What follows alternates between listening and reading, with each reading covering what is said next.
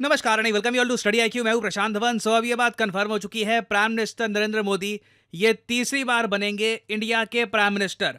और अगर यहाँ पे आप पूछ रहे हैं वेट, मैं प्राइम मिनिस्टर नरेंद्र मोदी क्यों बोल रहा हूँ जब रिसेंटली ही इन्होंने प्रेसिडेंट ऑफ इंडिया को अपना जो रेजिग्नेशन है ये सौंप दिया है। अभी भी एज ऑफ नाउ जब तक इनका शपथ ग्रहण समारोह नहीं हो जाता 8 जून 2024 को, तब तक के लिए ये केयर टेकर प्राइम मिनिस्टर रहेंगे। तो technically he is still the prime minister of India. और सिंस थर्ड टर्म तक पहुंचना बहुत ही रेयर होता है। आई मीन ग्लोबली आप देखोगे दुनिया में बहुत कम लीडर्स हैं जो 2 टर्म्स भी कंप्लीट कर पाते हैं। थर्ड टर्म तक पहुंच पाना इट इज रिडिकुलसली रेयर।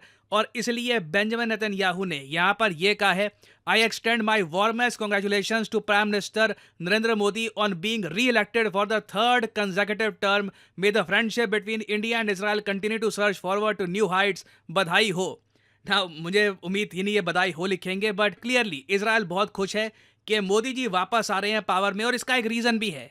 साल 2017 में प्राइम मिनिस्टर मोदी बने थे, the first ever Indian prime minister जो इजराइल गए थे। जी हाँ, उससे पहले एक भी इंडियन प्राइम मिनिस्टर ने इजराइल को विजिट तक नहीं किया था। एक्चुअली एक इंटरेस्टिंग बात यह है कि 1992 तक इंडिया और इजराइल के कोई फॉर्मल रिलेशंस भी नहीं थे। और उस वक्त मुझे याद है कि जो प्राइम मिनिस्टर ऑफ इजराइल है उन्होंने ये ट्वीट करी थी, this is a historic first visit by an Indian prime minister to Israel in 70 years. It attest the fact that our relations with India became closer. और उसके बाद से हमने ये देखा है इंडिया इजराइल ने काफी तरक्की करी है रिलेशंस में। I2U2 ग्रुप भी बनाया गया है जिसके अंडर आपको पता होगा इंडिया इजराइल यूएई यूएसए मिलकर काम करते हैं ट्रेड को इंक्रीज करने में। जो आईमैक कॉरिडोर है उसका भी इजराइल एक सेंट्रल पार्ट बन चुका है। हालांकि अभी प्रॉब्लम यह है कि अभी जो इजराइल हमास की वॉर चल रही है उसके अलावा हिजबुल्ला के साथ अब नई टेंशन इजराइल की स्टार्ट हो गई है। इस सब के बीच लगता नहीं है कि आईमैक कॉरिडोर बहुत ही जल्द ऑपरेशनल बन पाएगा। बट स्टिल नरेंद्र मोदी जी ने जो इजराइल के साथ इंडिया के रिलेशंस को इंप्रूव करने में जो इनिशिएटिव लिया था इट इज वेरी स्पेशल। और इजराइल ये बात भूला नहीं है। अब यहाँ पे ऑब्वियसली आपका एक सवाल आ सकता है कि इजराइल का एक बहुत ही बड़ा जियोपॉलिटिकल एनिमी कंट्री कौन सा है? Obviously Iran. और ईरान में इंडिया इन्वेस्टमेंट्स कर रहा है, इंडिया चाबार पोर्ट डेवलप कर रहा है। एक्चुअली अब इंडिया चाबार पोर्ट को ओन करता है। हम लोग नॉर्थ साउथ जो कॉरिडोर है वो बनाना चाहते हैं ईरान के थ्रू। तो इजराइल ये सब कैसे डाइजेस्ट करता है मैं आपको बताता हूं। 2016 में जब इजराइल के उस वक्त के प्रेसिडेंट रेवलिन ये भारत में आए थे, पीएम मोदी से मिले। पीएम मोदी ने इनको ये कहा था कि भारत कभी भी एक ऐसा स्टेप नहीं उठाएगा जिससे इजराइल की सिक्योरिटी को खतरा है। और ये बात इजराइल के प्रेसिडेंट ने बाकी जो इजरायली मीडिया है उनको बताई थी, क्योंकि ऑब्वियसली इजराइल के मीडिया में भी सवाल आता है कि इंडिया देखिए ईरान के इतना करीब है, इंडिया ईरान में इन्वेस्ट करता है। डोनाल्ड ट्रंप के ईरान ऑयल बैन से पहले इंडिया ईरान से ऑयल भी परचेज करता था।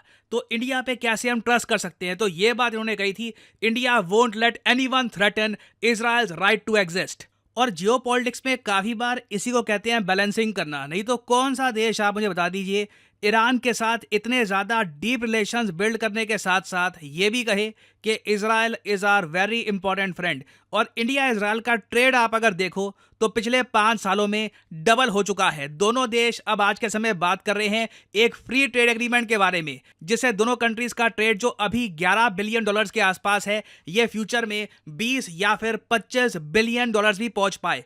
और ऑब्वियसली एक ऐसे टाइम में जब दुनिया भर के बहुत से देश इजराइल को और ज्यादा आइसोलेट कर रहे हैं, इजरायली पासपोर्ट्स को बैन कर रहे हैं। फॉर एग्जांपल मैंने रिसेंटली ही वीडियो बनाई थी कि मालदीव्स अब कह रहा है कि इजरायली पासपोर्ट होल्डर्स को ये बैन कर देंगे अपने कंट्री से। उसके अलावा मलेशिया समेत कई कंट्रीज हैं जो बहुत ज्यादा हॉस्टाइल हो चुके हैं टुवर्ड्स इजराइल।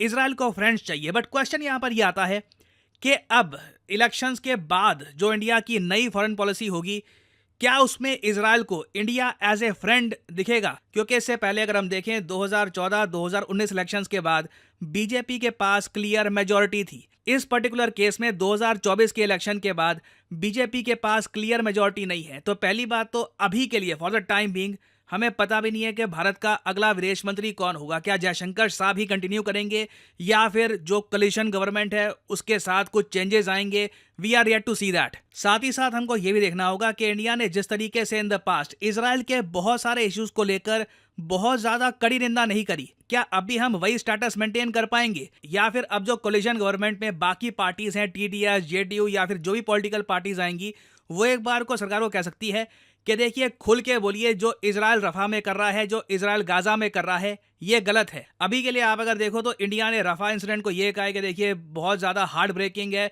बट जिस तरीके से यूरोपियन यूनियन में बात हो रही है इजराइल पे सैंक्शन लगाने की, जी हाँ, जो यूरोपियन यूनियन के बहुत सारे मेंबर ऑफ पार्लियामेंट इन्होंने ये कहा है कि इजराइल ने since international court of justice की जजमेंट को इग्नोर कर दिया और रफा पे बॉम्बिंग करी थी। बाय द वे, रफा क्या है, रफा बॉम्बिंग क्या थी, ऑल आइज ऑन रफा, इन सब टॉपिक्स के बारे में मैं स्टडी आईक्यू पे वीडियोस बना चुका हूं। तो जिस तरीके से यूरोपियन यूनियन सैंक्शंस की बात कर रहा है अगेंस्ट इजराइल, कई यूरोपियन कंट्रीज हैं, फॉर एग्जांपल इजराइल के विदेश मंत्री ने कहा है कि बिल्कुल हम लोग सैंक्शंस की बात कर रहे हैं अगेंस्ट इजराइल। इस टाइप का जो एक हार्ड स्टांस है, क्या इजराइल को देखने को मिलेगा फ्रॉम इंडिया? क्योंकि अगेन कोलिशन गवर्नमेंट से जो डायनामिक्स है ये कंप्लीटली चेंज हो जाते हैं। और आपको याद होगा 2023 में जब एक बहुत ही इंपॉर्टेंट वोट हो रहा था यूनाइटेड नेशंस जनरल असेंबली में इजराइल हमास वॉर के ऊपर, उस टाइम इंडिया ने एब्सटेन कर दिया था, इंडिया ने इजराइल के अगेंस्ट वोट नहीं किया था। और आपको याद होगा बहुत सारी जो ऑपोजिशन पार्टीज हैं इन्होंने इंडिया की जो ये विदेश नीति है इसकी आलोचना करी थी। ये कहा था कि इंडिया को इजराइल के अगेंस्ट वोट करना चाहिए था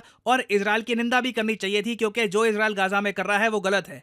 नाउ ये 2023 में उस वक्त की गवर्नमेंट पॉलिसी थी, विदेश नीति थी।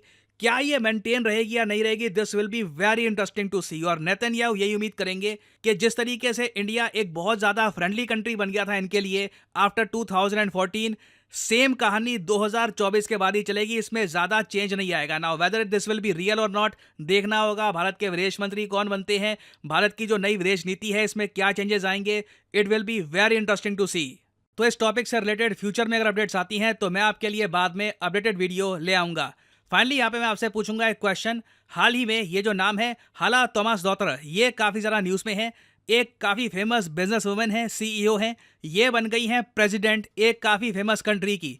और बहुत सारे आर्टिकल्स भी पब्लिश हुए हैं इनके ऊपर कि बिजनेसमैन हाला is now the president of this country. आपको बताना है कि किस कंट्री की प्रेसिडेंट ये रिसेंटली बनी है। ये है यहाँ पे आपकी ऑप्शंस, आइसलैंड, स्पेन, इटली या फिर ग्रीस। कमेंट सेक्शन में करिए उत्तर, जो लोग सही आंसर देंगे उनकी कमेंट को मैं हार्ट दे दूंगा ताकि बाकी लोग समझ पाएं कि सही उत्तर क्या है। और फाइनली आप लोगों के लिए एक इंपॉर्टेंट मैसेज, अगर आप यूपीएससी एग्जाम की तैयारी कर रहे हैं, आपके पास टाइम है, 1-2 साल का, आप कॉलेज स्टूडेंट हैं, आप रुक के आराम से प्रिपेयर करना चाहते हैं यूपीएससी एग्जाम के लिए, तो कमेंट सेक्शन में जाइए, यहाँ पे आपको मिलेगा ये लिंक, इस लिंक पर करिए क्लिक और यहाँ पे आपके सामने खुल जाएगा ये पेज। अगर आप मोबाइल फोन पे हैं तो आप स्टडी आईक्यू की जो ऐप है ये भी कर सकते हैं डाउनलोड, और यहाँ पे आप परचेज कर पाएंगे स्टडी आईक्यू के वेरियस कोर्सेज। स्टडी आईक्यू के प्लेटफॉर्म में स्टॉक मार्केट से लेकर UPSC, SSC, UPSC optional various courses available हैं। स्टेट पीसीएस कोर्सेज भी अवेलेबल हैं, यहाँ पे आप देख पाएंगे। और जो हमारा फ्लैगशिप कोर्स है यूपीएससी P2I कोर्स, P2I इसलिए इसको कहा जाता है क्योंकि प्रीलिम से लेकर इंटरव्यू तक